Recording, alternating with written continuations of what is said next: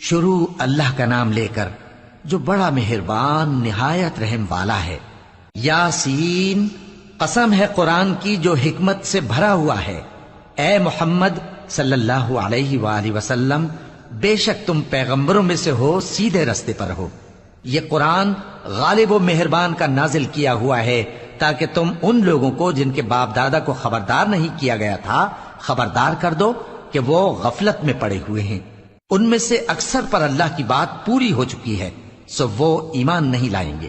ہم نے ان کی گردنوں میں طوق ڈال رکھے ہیں اور وہ ٹھوڑیوں تک پھنسے ہوئے ہیں، تو ان کی گردنیں اکڑی ہوئی ہیں، اور ہم نے ان کے آگے بھی دیوار بنا دی اور ان کے پیچھے بھی، پھر ان پر پردہ ڈال دیا تو یہ دیکھ نہیں سکتے۔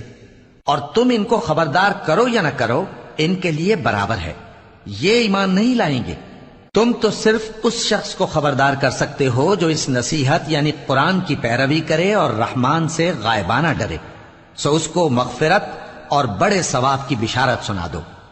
بے شک ہم مردوں کو زندہ کریں گے، اور جو کچھ وہ آگے بھیج چکے اور جو ان کے نشان پیچھے رہ گئے ہم ان کو قلم بند کر لیتے ہیں، اور ہر چیز کو ہم نے کتاب روشن یعنی لوح محفوظ میں لکھ رکھا ہے۔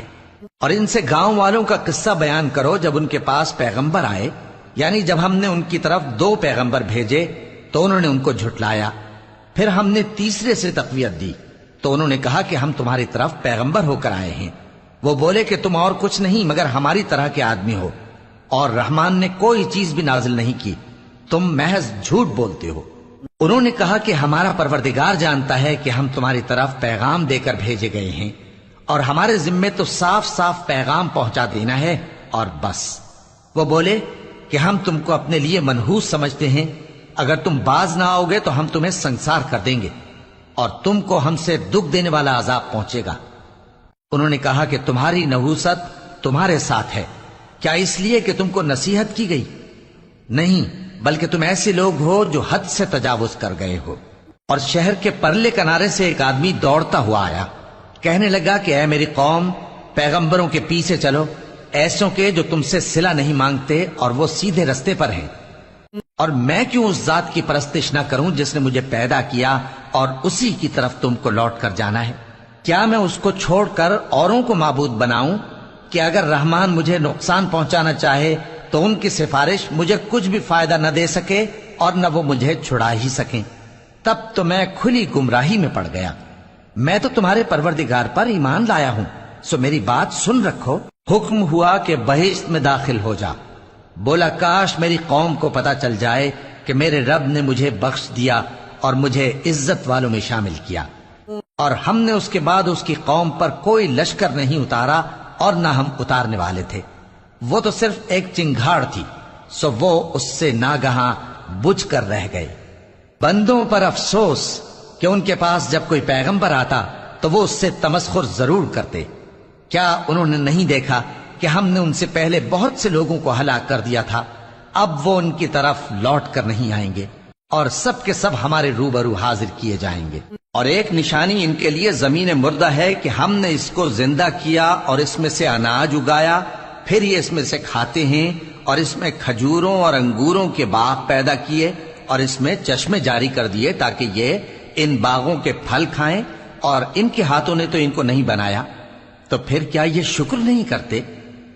وہ ذات پاک ہے جس نے زمین کی نباتات کے اور خود ان کے اور جن چیزوں کی ان کو خبر نہیں سب کے جوڑے بنائے۔ اور ایک نشانی ان کے لیے رات ہے کہ اس پر سے ہم دن کو کھینچ لیتے ہیں تو اسی وقت ان پر اندھیرا چھا جاتا ہے، اور سورج اپنے مقرر راستے پر چلتا رہتا ہے۔ یہ اس غالب و دانا کا مقرر کیا ہوا اندازہ ہے۔ اور چاند کی بھی ہم نے منزلیں مقرر کر دیں، یہاں تک کہ گھٹتے گھٹتے کھجور کی پرانی شاخ کی طرح ہو جاتا ہے۔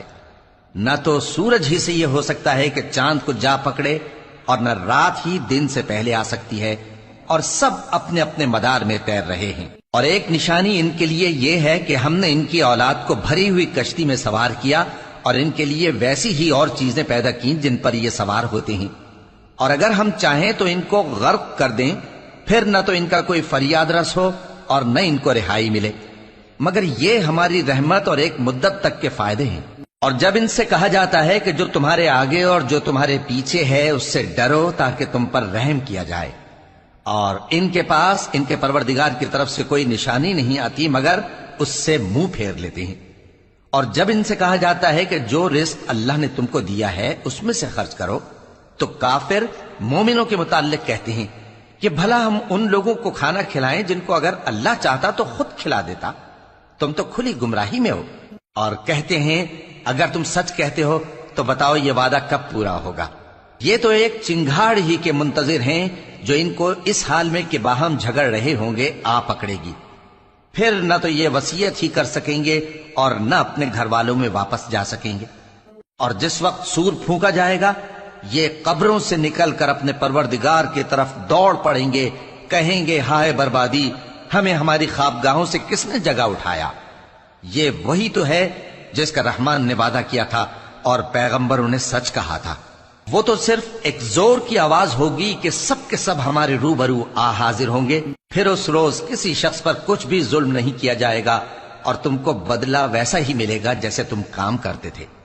اہل جنت اس روز عیش و نشاط کے مشغلے میں خوش ہوں گے، وہ بھی اور ان کی بیویاں بھی سایوں میں تختوں پر تکیے لگائے بیٹھے ہوں گے، وہاں ان کے لیے میوے ہوں گے اور جو وہ منگوائیں گے ان کو ملے گا، ان کو پروردگار مہربان کی طرف سے سلام کہا جائے گا، اور وہ فرمائے گا کہ گناہ گارو تم آج الگ ہو جاؤ۔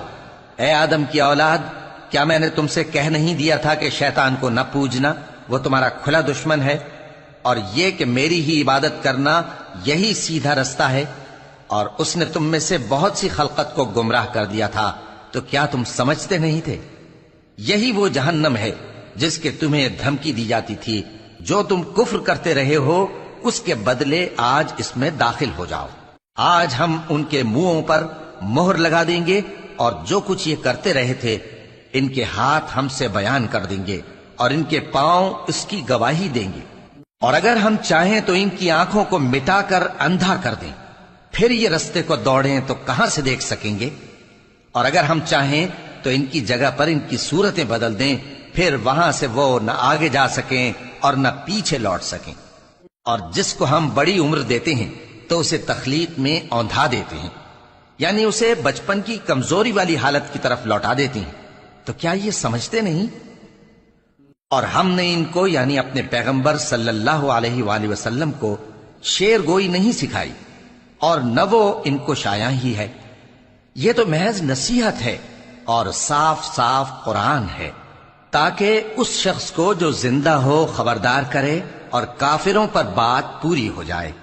کیا انہوں نے نہیں دیکھا کہ جو چیزیں ہم نے اپنے ہاتھوں سے بنائیں ان میں سے ہم نے ان کے لیے مویشی پیدا کر دیے اور یہ ان کے مالک ہیں، اور ان کو ان کے قابو میں کر دیا تو کوئی تو ان میں سے ان کی سواری ہے اور کسی کو یہ کھاتے ہیں، اور ان میں ان کے لیے اور فائدے اور پینے کی چیزیں ہیں، تو کیا یہ شکر نہیں کرتے؟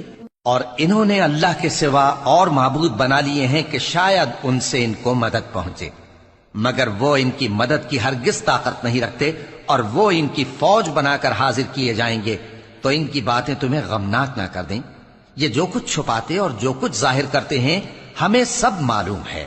کیا انسان نے نہیں دیکھا کہ ہم نے اس کو نطفے سے پیدا کیا، پھر وہ تڑاک پڑاک جھگڑنے لگا اور ہمارے بارے میں مثالیں بیان کرنے لگا اور اپنی پیدائش کو بھول گیا، کہنے لگا کہ جب ہڈیاں بوسیدہ ہو جائیں گی تو ان کو کون زندہ کرے گا؟